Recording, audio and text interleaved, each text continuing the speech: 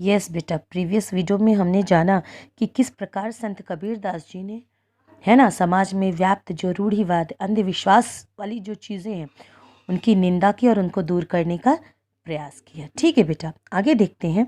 लोगों में ऐसा विश्वास था कि जो व्यक्ति काशी में मरता है वह सीधा स्वर्गलोक जाता है। लोग क्या मानते थे कि हाँ, काशी मीन्स बेटा आजकल का बनारस, कि जो बनारस में जिसकी मृत्यु होती है ना, वो सीधा कहाँ जाता है, स्वर्गलोक।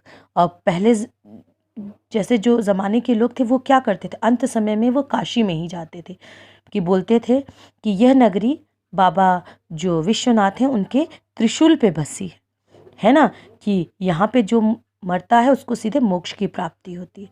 इस प्रकार की भावनाएं बेटा समाज में व्याप्त थी। ठीक है बेटा, इस अंधविश्वास को दूर करने के लिए कबीर अंतिम समय में काशी छोड़कर मगहर चले गए।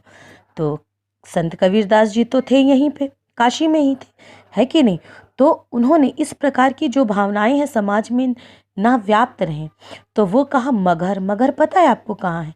जी हाँ, उत्तर प्रदेश में आप जानते होंगे गोरखपुर के पास मगहर है, जहाँ पे संत कबीरदास जी ने अंतिम सांस ली। वहाँ पे आप जाके देखिए कि उनकी समाधि बनी हुई है वहाँ पे, है ना। हिंदू लोग अलग से, मुसलमान लोग अलग से, है ना, उनकी पूजा अर्चना करते हैं। तो आप जाके कभी देखिए, बहुत ही अच्छी जगह है बेटा, और आपको इतनी शांति मिलेगी कि क्या बताऊँ मैं, समझ रहे हो। मैं गई हूँ वहाँ पे, मैंने देखा है इन चीज़ों को। ठीक है बेटा, तो इन जगहों पे जाना, कहते हैं ना, एक अत्यंत ही रोमांचक करने वाला जैसे होता है ना, कि ये विषय है। ठीक है बेटा, तो अंतिम समय में संत कबीरदास जी कहाँ गए? मगहर चले गए, काशी को छोड़ के। उनका कहना था जब काशी में मरने पर हर कोई स्वर्ग पहुंच जाता है, तब यहाँ मरने में कौन बड़प्पन, है ना। वो बोलते हैं कि सब लोग स्वर्ग ही जाएंगे, है, तो यहाँ क्यों हम मरे। हाँ, तो इस प्रकार की बातें, कहते हैं ना, वो विश्वास नहीं करते थे, अंधविश्वास मानते थे इन चीज़ों को। मगहर में माघ शुक्ल एकादशी संवत 1575 विक्रमी 120 वर्ष की आयु पूर्ण कर कबीरदास जी स्वर्ग सिधार गए। और अब मगहर में माघ शुक्ल एकादशी को इनकी मृत्यु हुई। संवत 1575 विक्रमी 120, यानी इनकी आयु देखिए कितनी लंबी थी, 120 वर्ष की आयु इन्होंने पूरी की, और फिर इन्होंने जो स्वर्ग ये सिधार गए।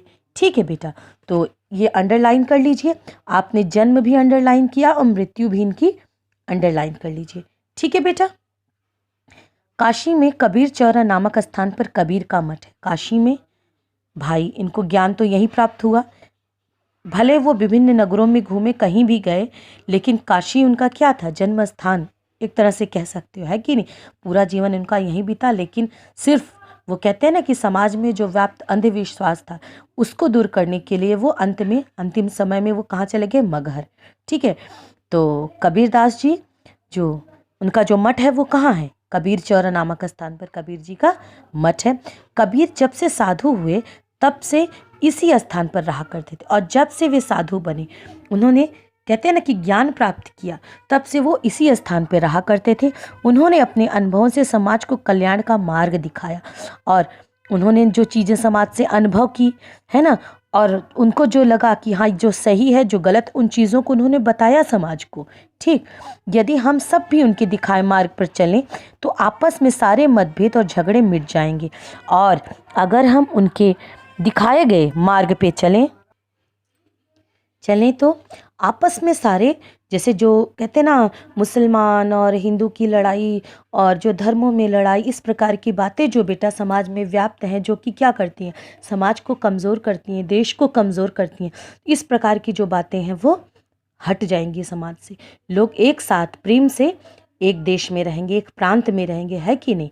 और आगे देखिए बेटा, कुछ शब्दार्थ हैं।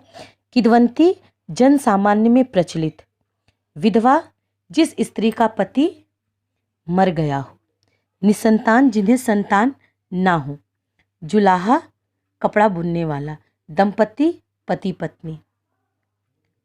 आगे है तलाश खोज, धुन का पक्का दृढ़ निश्चयी, तरकीब उपाय, गुरु मंत्र गुरु द्वारा दिया गया मंत्र, सत्संगति अच्छी संगति, उद्गार अंदर के भावों को प्रकट करना, रूढ़ी, पुराने रीति रिवाज। अंधविश्वास, समझदारी से रहित धारणा। आडंबर, दिखावा। निरक्षर, अनपढ़। स्वर्ग सिधारना, मृत्यु को प्राप्त होना। कल्याण, भलाई। मतभेद, विचारों की भिन्नता। ये बेटा आपका होमवर्क है, ये आप अपनी जो नोटबुक है उसमें आप लोग लिखोगे, ठीक है बेटा। बाकी नेक्स्ट वीडियो में हम आपको क्वेश्चन आंसर जो भी एक्सरसाइज है वो कराएंगे। ओके बेटा।